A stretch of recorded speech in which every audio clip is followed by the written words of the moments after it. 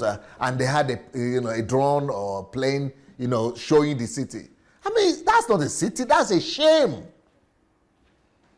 I mean, I'm going to show you my own village where I come from. Some photographs. I mean, that human beings have been dehumanized. People shouldn't be living like that. But thank God, that country has given back to me. That country, now, it is a time to be proud and to be rewarded. Because at least I know myself and I know what I'm coming with. The fact that that country has given back to me, it is now time for our sons, for the son of Nigeria to bring dignity back to Nigeria. And not just me. There are a lot of other people that will come to restore our dignity, that will come to remove shame from her, that will come and wipe away our tears. Sons like myself that this country has given birth to. But what we have right now, I'm shocked that our people, our elite, are not screaming and are not talking about this. In our country right there, apart from 50% not know how to read, even right now, children, we have almost 13 to 15 million children that are not going to school. I mean, that is just appalling. And for $5 billion, we can resolve all that. But it's like nobody really cares. So what I'm going to do with this slide that you are looking at is to show you and give you because we might be talking about different things. So what am I talking about changing Nigeria? What do I mean? What is my definition? What am I coming to do? So I decided to give you this. So maybe after you see this, this is the program minimum. The minimum program. The maximum program is to rebuild the country. But this is the minimum program. Let's go. Dignity for all Nigerians. No one should beg for food or go to bed hungry. I did that in this country. In this country, apart from our own central church, where we were feeding 2,000 people a day. 2,000 people every day. But apart from that, we have other centers all across the country where we are making sure that nobody goes to bed hungry. When we started doing this, and we did this for maybe 5 years or so, or 10 years, the government became so ashamed that they took it over. Now we don't have to do it. The government now makes sure nobody goes to country hungry. Nobody goes to bed hungry. That's what we want to introduce in Nigeria. Next one.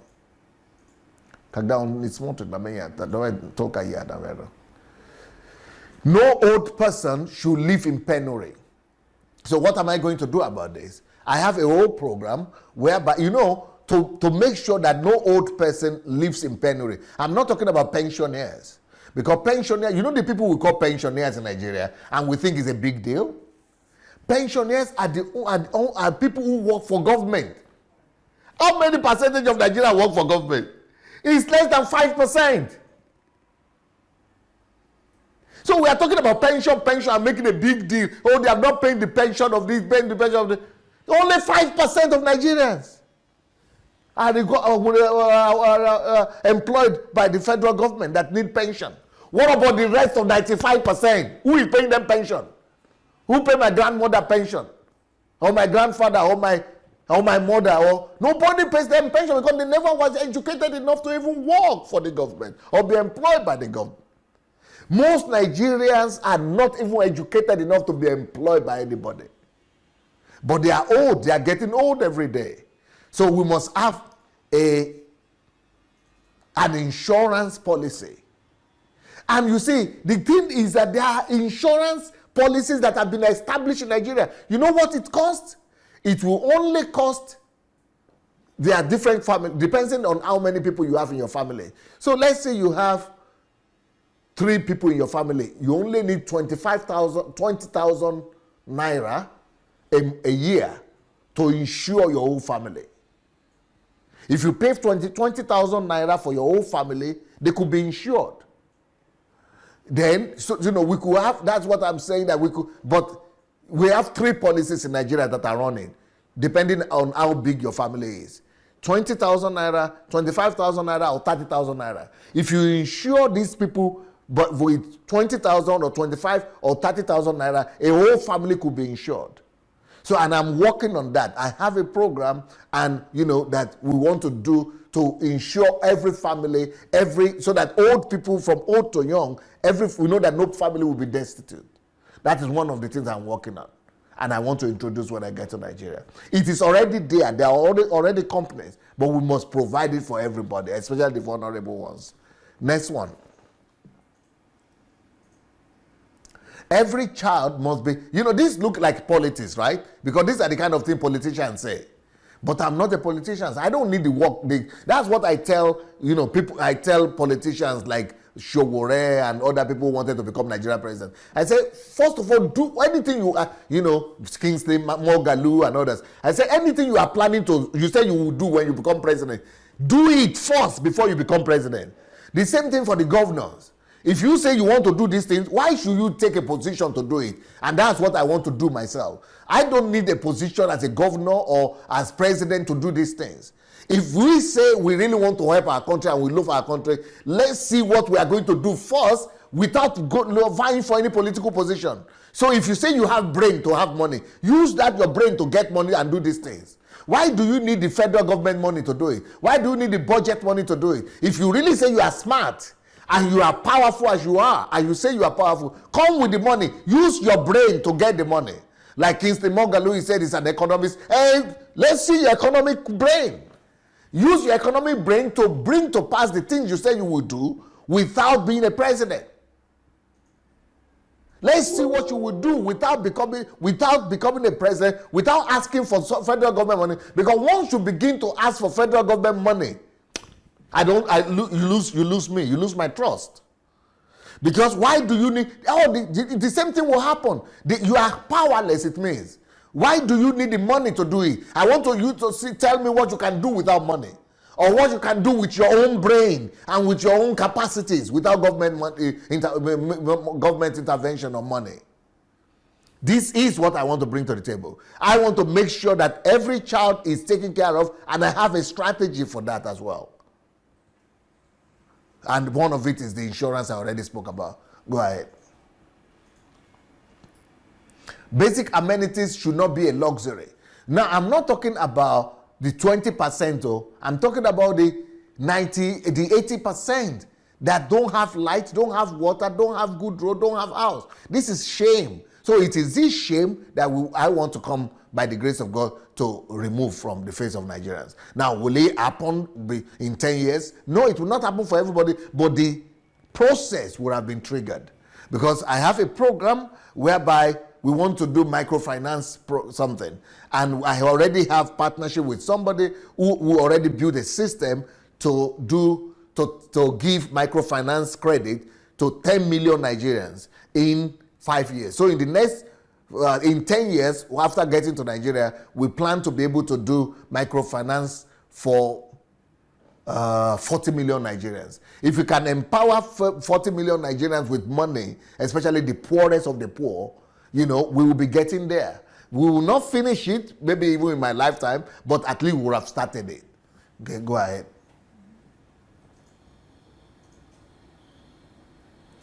Health must be insured. There is health insurance that the federal government has started. But you know how much percentage of Nigerians have entered into the health, not free, but it's health insurance policy that the federal government has started. It's only about 5%, 7% of Nigeria that have entered it. Nigerians don't even know there is health insurance policy by the federal government that federal government has started. Just because they needed 13,000 naira to pay 13,000 naira every year to have free health insurance in Nigeria. Not free, but health insurance in Nigeria. But nobody is even aware of it, talk less of pay. And you know how many people are dying who cannot have access to health centers? Because they don't even know there is an insurance guarantee. But they have to be able to pay some little money, but that little money they have to pay, and why they are not entering, that is where I want to come to the table. To be able to help them pay or pay for them, and then see where we can take it from there. Let's go ahead. Apart from building hospitals, of course. Building hospitals, these are just the basic, things that I'm talking about, the program minimum, the minimum program before the rebuilding of the country. The rebuilding of the country is going to be maximum program. Nigerians need to be given faith, confidence in the future, in their nation and themselves. That is why I want to come back to Nigeria. Next point. How are we going to give them faith, confidence in themselves and in the future? Well, because when I begin to do these things, and my team, when we begin to make things happen like this, faith will come to our people. And they will begin to see that Nigeria is not as helpless as they thought. Nigerians' tears must be wiped away. Emotionally, psychologically, physically. Somebody asked me the other day, are you going to, when I spoke about wiping the tears of Nigerians away, they said, how are you going to do it? Exactly what I've said. Pension, old people being taken care of, insurance for, making sure that nobody goes to bed hungry, giving them faith in themselves and confidence. These are all things, practical things that we are going to be doing to make sure that people tears are wiped away. Yes. Smile must be returned to the face of every Nigerian child, youth, student, parents, senior citizen. Is that an illusion? Yes, it could be an utopia to a lot of people, but at least I have the goal, I have the target, and I have the plan to get there. So that is my dream, that is my plan, and I'm working towards it. Will I be able to do it for everybody? Is it really possible to do it for everybody? But we're going to try. Okay? Because we have plans for every one of these one of these groups of people. Governments must focus on restoring dignity to Nigerians. When you listen to Nigerian government officials or politicians, the only thing you hear about them talk about is that, oh, we did this project, we did one road, we did one building, we built one, we gave one contract, we did one. They are not talking about people. They only talk about contract or project. They talk about road, but they don't talk about people. They talk about, hospital building or something, but they don't talk about Nigerians. That is what I want to bring to the table. We want to bring dignity to individual Nigerians, not just talk about projects. So we are going to challenge the government to stop building monuments and building projects, but begin to build people rather than building projects. Yes? Government efforts and performances must be measured. We are going to challenge federal government, local government, state governments, that their performances should be measured not by some anonymous projects that they are doing everywhere, but by the amount of dignity they have returned to every individual Nigerian. And I have strategies to force government to comply. We have a whole movement and a whole strategy we are going to apply to make sure that government changes the focus from just some, mysterious, illusionary stuff to begin to think about real Nigerians, especially the most deprived ones. Yes? NGOs and elites must be awakened to become their brother's keepers by making the dignity of citizens their passion. Like you see the other guy that is there is a senator of the Federal Republic of Nigeria, and he's just, the only thing he's doing is to be taking pictures of his cars, and he's called Dino Melaye. He's just flaunting his wealth and his cars and everything. And then when you challenge him, he says, oh, I give money to some people. You help 200 people. What is 200 or 2,000 people in a country of 200 million, and you are flaunting your cars and your wealth everywhere? Is that dignity? It's a shame. All these elites shouldn't even be proud of what they own, because you are only as rich as the country you live in. You are only as rich as the people that are surrounding you. You are only as wealthy as your community. If your community is poor and you say you are a millionaire, you are poor. You are a poor man.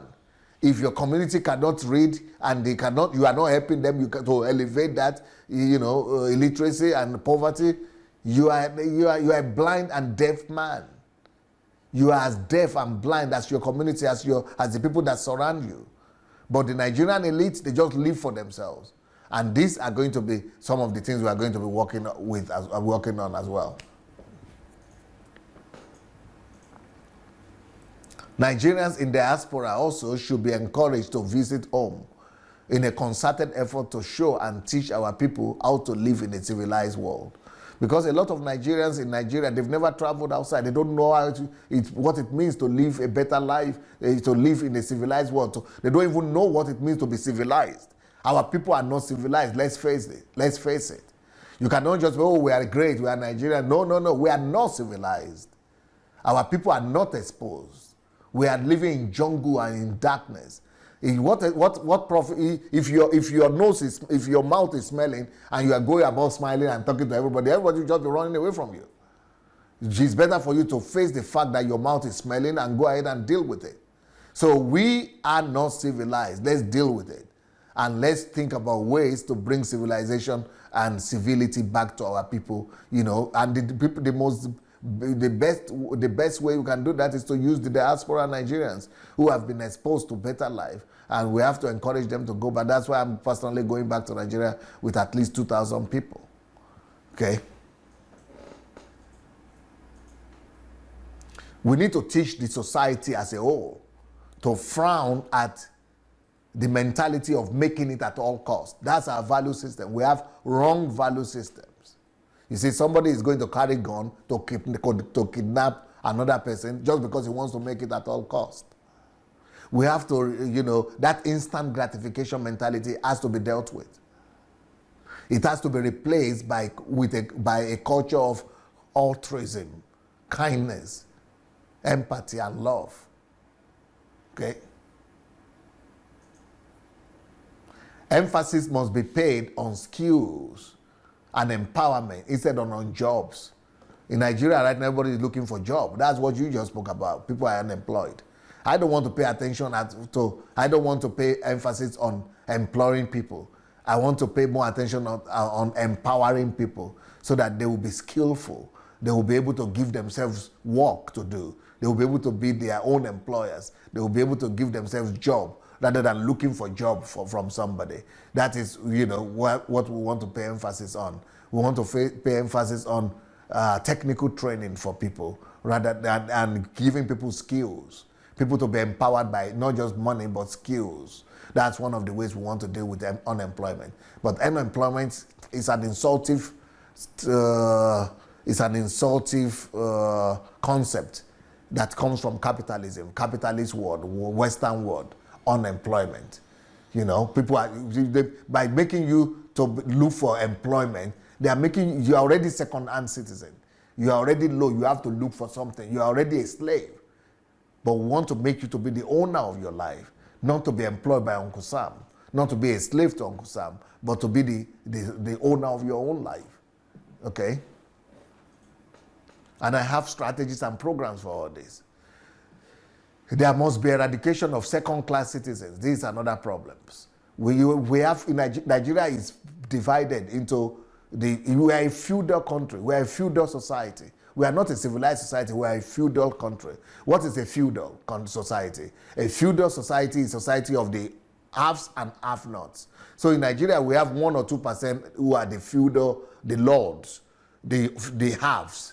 They have and they rule over, and they own everybody else. So 2%, maybe then we have the middle class, maybe 20%. So these 2% of people or 5% of people, they are the feudals. They are the ones who own not just property, but they own people as well. And then the elite also have joined themselves. So Nigerians have been divided into, let's say, 20% of the feudals who are the elite, and they are the ones who own the country, and they own people. And then the 80% of people who are just their property.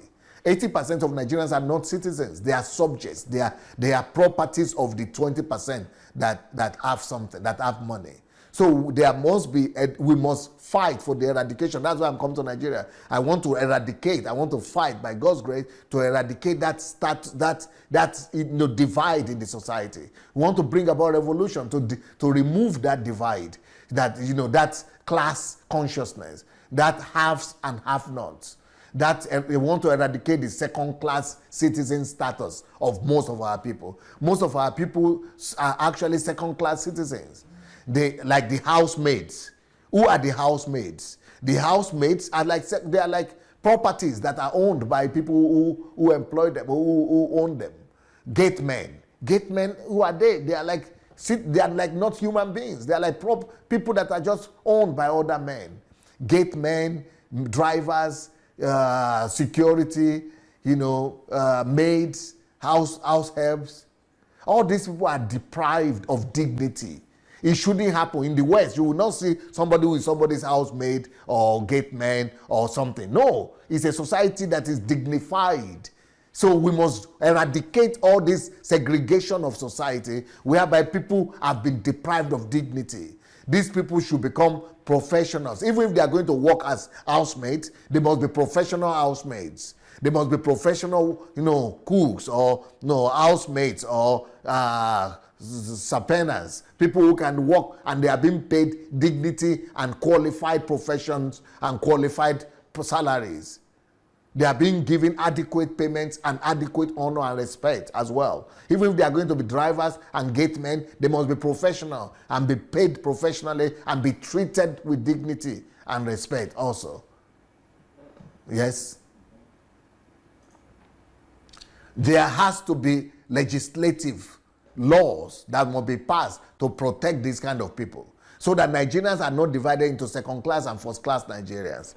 It has to be signed into law to protect the dignity of every Nigerian person, either he's poor or vulnerable or driver or gateman or housemaid. Those are the kind of things that are in my mind when I want to come to Nigeria. So it's not just, I'm not talking about the economic part or the development part now, the rebuilding of the country. That is secondary something. But the primary thing on my heart is this restoring, giving dignity back to every person who is living in that country called Nigeria. I will soon finish now.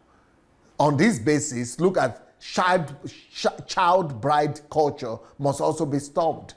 I mean, can you see this picture here? Somebody that is about 50 years or 60 years old marrying a 16-year-old girl.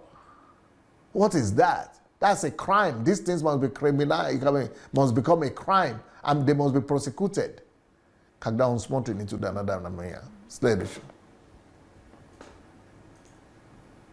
Child labor has to be stopped too. Hawking, street hustling, etc. must be eradicated. I myself used to be a child like this that used to sell things like this. I mean, we must not reduce our people to that level of living. And we say we are citizens and that we are coming from the same country. It's a shame. It's an open sore. It's an open disgrace that children are all over the street hawking, putting something in their head. That old culture of Africans putting things in their head, we must all do something to make sure that we lift our people up, that they don't live on that level anymore. Next. Then another major problem that I want us to eradicate in Nigeria is mentally derailed citizens who are roaming about the streets and instead of being institutionalized. And we say we are citizens with them, and we are saying that they are our countrymen and that we come from the same country, and these are Nigerians like us, and they are roaming the street and they are crazy men, lunatics and mentally derailed people, and we are just passing by. We don't even pay attention to them, and we say we have a country. It's a shame. That's not a country. That's a shame and a disgrace. We have to deal with that. If the government will not do it, I will do it by God's grace. Let's go ahead. I don't even care. All these things that I'm talking about, I don't care for the government. These are things I'm coming to undo myself. And I'm going to raise up a whole army of people who will be with me, who will be doing this. And I don't care in what name of what church or religion. No. This is about humanhood. This is about humanity. Prostitutes are everywhere right now in Nigeria. I mean, a whole state, Edo State, is known for as prostitution-producing state. I mean, those things must be stopped. Prostitutes must be re-educated and rehabilitated. Next one.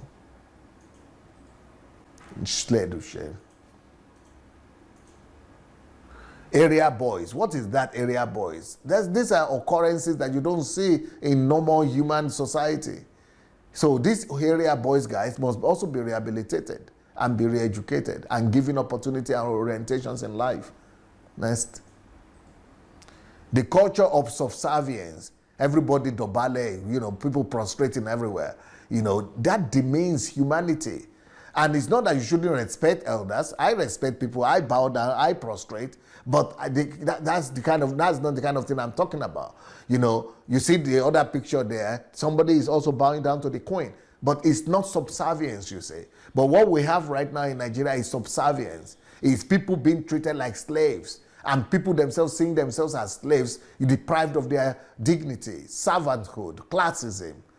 And all this, some of these things are the things I want to tackle when I get to Nigeria. But this has to be debated, of course, especially with the Yoruba people. And, we have to debate it and let's talk about it.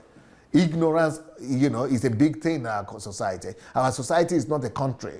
We are not developed, we are not civilized, we are backward, we are jungle people. And that's mainly because of ignorance. So the biggest challenge I'm going to have in Nigeria is to eradicate and challenge ignorance. Ignorance, lack of education, lack of enlightenment, lack of exposure, worshiping money instead of worshiping God, worshiping people who are powerful. All these are evils and vices that are the root of our country's, our people's lack of dignity. And that is why their dignity has been deprived. They have been deprived of dignity, and they are living a life of shame and penury. So my effort and the effort of the people that we are going to mobilize are going to be directed at bringing back dignity by destroying ignorance in our people. Slavery. Women, that's another major thing that must be restored. Women dignity, respect for women, nursing mothers, couples, especially in the villages. We have to teach the women, how to live the civilized world. How to live in a civilized world, how to live in a civilized culture, what it means to be civilized. We have our women carrying children in the back, and feeding them like that. A lot of primitive stuff. They don't know how to do house chores, home chores, and a lot of primitive habits, and, a lot of anti-hygiene, climate and atmosphere in the house. A lot of reorientation that we need to do. These are things I'm looking at. These are the ways and means to restore dignity to Nigerians. Respect. We have to teach people to respect themselves, to have honor and dignity, and to respect women also. So respect, honor, dignity must be restored to the women through educating them and teaching the society on the difference and value of a woman. Next one. School environments from primary to university classrooms must portray dignity. They must portray honor. If you go to the dormitory, I saw photographs of dormitories and hostels in universities of University of Ife, Ibadan. Animals don't even live like that in Europe. Animals don't even live like that. I'm not even talking about prison. Those places are like prisons. They are not meant for human beings. Human beings shouldn't live like those classrooms. I will show you even my own school where I went in Idomila. Basic amenities are not there. They don't depict honor and dignity. These are the kind of things I want to challenge and want to help resolve the amenity and infrastructure problem in that sense. Okay? Okay, I've already spoken about this one, that only 15% of people have toilets in their houses. 50% only have pit latrines in there. And then the rest, 35%, defecate everywhere in the bush and gutters. And, if we don't have flush toilet systems in every home, we cannot say we have a country. Next one. Less than 1% of the ground, the floor, the ground, people walking in Nigeria, less than 1% of the ground in Nigeria is paved. The rest are just sound ground. That's why you cannot walk 1 hour in this Nigerian street. Your shirt is dirty, your shoe is dirty, you come back dirty. This fact doesn't dignify us as a nation. I'm not talking about a paved road, though. I'm not talking about a road. I'm just talking about territory.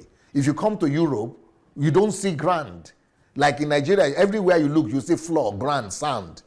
In Europe, you don't see ground or floor. You don't see it at all. Unless you go to the bush or to the forest to go and dig it out. Otherwise, all over the city, all over village, everywhere, in Nigeria, only 1% of our ground floor like this, ground street, are paved and neat. You can walk in this Europe for 1 year and you not need to wash your shoe or polish it. I don't even have polish. We don't even know how to have polish in this place. It's in Nigeria you know about polish. You don't even need polish. Everything is clean all the time for 5-10 years. You can use the same shoe. No grass, nothing, no dirt, nothing. Because everywhere is paved, cemented. So if we don't have an atmosphere like that, we cannot say we have a country at all. We have not been built. We don't have anything. We need to begin to think about these things and take things and just, instead of arguing and fighting about little, primitive stuff. These are the kind of thing we should be discussing. As long as we have 152 million Nigerians living on less than $2 a day, and 93 less than $1 a day, 93 million, representing about 80% of our country's population, then we are not a country. Approximately 20% of children under the age of 5 years in Nigeria are underweight because they don't eat. If you go to UNESCO statistics and World Health Organization, there is an amount of kilogram of meat and fish and protein and fruits that every child must eat. Not every child alone, even adult. There is an amount of kilogram or something you must eat in a week, in a day. But Nigerians don't have any, we don't even eat 1% of those minimum that is required for every human being to be normally human. And we say we have citizens, we have country, we are human, we are not. That's it.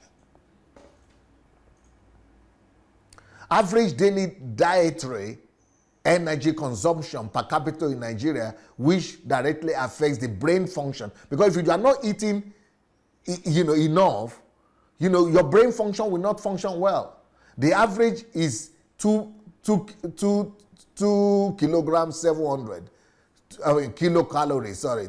2,710 kilocalories is the average that we have in Nigeria. Whereas in America and any world country is supposed to be 3.8 kilocalories. In Canada, it's 3.5. That we are supposed to have some minimum. This is for average individuals. And then we cannot function, we cannot compete. We are not eating enough calories. No things are not getting into our body. Next. Around 103 babies out of 1,000 die in Nigeria at birth. Children don't die anymore in developed country. People don't die. Maybe very rare that you see somebody dying stillbirth or dying at birth. Very small, very. But in Nigeria, people are still dying. Mothers are dying, children are dying. In fact, we have the highest death by maternal death, and in the world. Go. Yeah, okay. We are now number 4, 814 deaths out of 100,000 births. It's a disgrace. Can you imagine gas cooker, or gas? Yeah, is it cooker? In Nigeria, less than 30% of Nigerian homes use gas to cook. And we say we have a country, we are too primitive. 70% of our people, we don't even cook. We don't even have gas cooker in the house. We are using kerosene, firewood, what they call that kerosene stuff? Stove. I would say we are a country. I mean, if we are a country that is still using stove and firewood, 70% of our country is using for stove and firewood to cook. We don't even use gas. Only less than 30% of Nigerians use gas. And we say we are a country, we are not a country yet. Everything has to be destroyed and start all afresh. Slavery. For the love of God, church and nation, Sunday Adelaja. Let's go back to Pastor Israel, because I just needed you to see what I know, what is my burden, what I am thinking about when I'm thinking about coming back to Nigeria. This is just the minimum assignment. This is not my big project. These are just the burden on my heart when I'm thinking of Nigeria.